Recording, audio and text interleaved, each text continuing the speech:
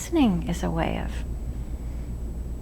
that presence is a way of honoring someone, and honoring doesn't necessarily mean you agree with them. Mm-hmm. It doesn't even necessarily mean you like them or know them or feel compassionate to them. But I think it does mean that you are going to rise to the virtue of curiosity, that you're going to be willing to be surprised, and that when you ask a question, you genuinely desire an answer.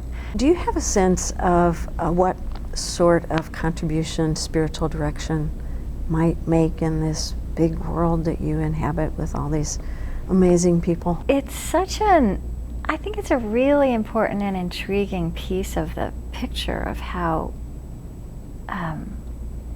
modern people are drawing on, what is ancient and on depths of tradition and connecting that with modern realities and finding it, perhaps as relevant as it's ever been. I mean, a life of faith is evolutionary, right? Even a person who could say every single day of their life, I believe in God, the content, the connotations in that statement will change fundamentally across a lifetime. It will mean something so different. So there's fluidity in, even in having a particular identity across a lifetime if you're breathing. Mm-hmm. Listening is not being quiet. Listening is not being quiet and waiting your turn while they say what they have to say so that you can say what you have to say. Listening is about being present.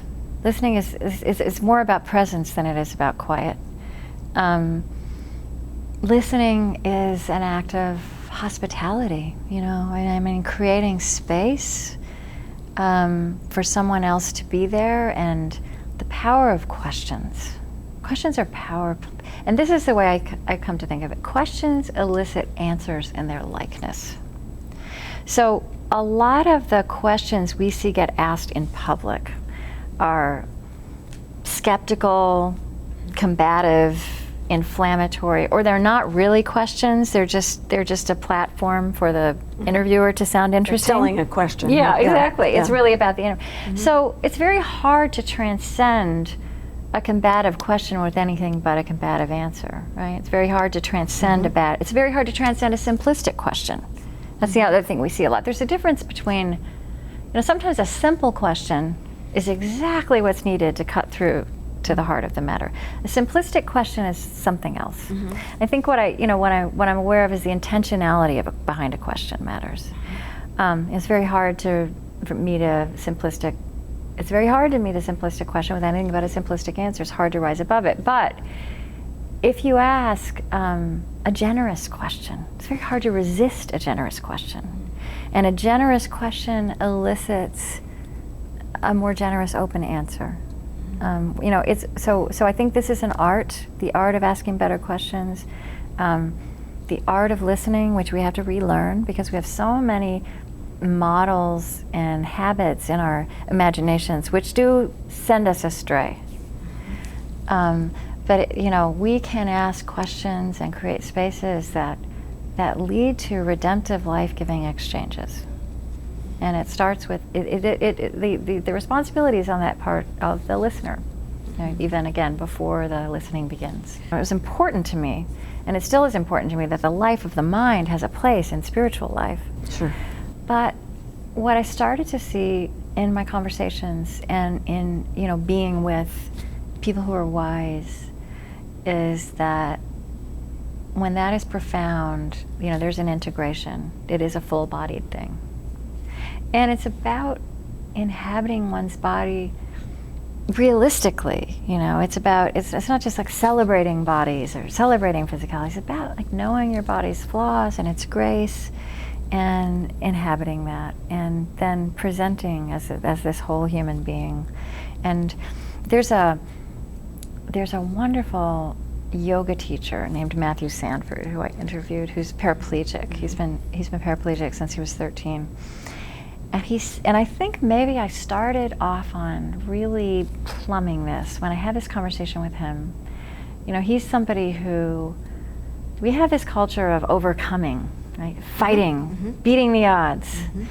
And if you're paraplegic, you know, you're going to search for a cure, and you're going to forget about your legs because they don't work, and you're going to build up, you know, he was told he had bodybuilder arms. And at some point, he realized he wanted, you know, his legs were still his legs. And he wanted to, he felt that he could be whole and healed, and that even if that didn't mean he was going to walk again. And what would that mean? And it was yoga that helped him live into that. But he also said to me, he said, I have never met a person who became more at home in their bodies, in all their flaws and all their grace, without becoming more compassionate towards all of life. You know, this is something that happens in spiritual direction. You make this very embodied connection. You know, what happens to us when we are in the natural world and we take in that beauty? We have a sense of ourselves as enlarged, right? You know, so I think he's naming something that we know, that we experience, but putting words around it, becoming more intentional about it, you know, can just deepen that. And then I think I've really, you know, being attentive to our bodies and all our flaws and our grace ends up also being connected with self-care and, right, sleep and exercise and so many ways we have to care for ourselves and stay healthy. We can't be present to the world. We can't be compassionate, or, you know, we don't want to be burned out spiritual geniuses, right? No.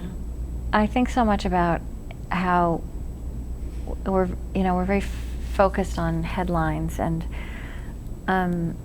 change in the world. Always across human history, it always happens in the margins, you know.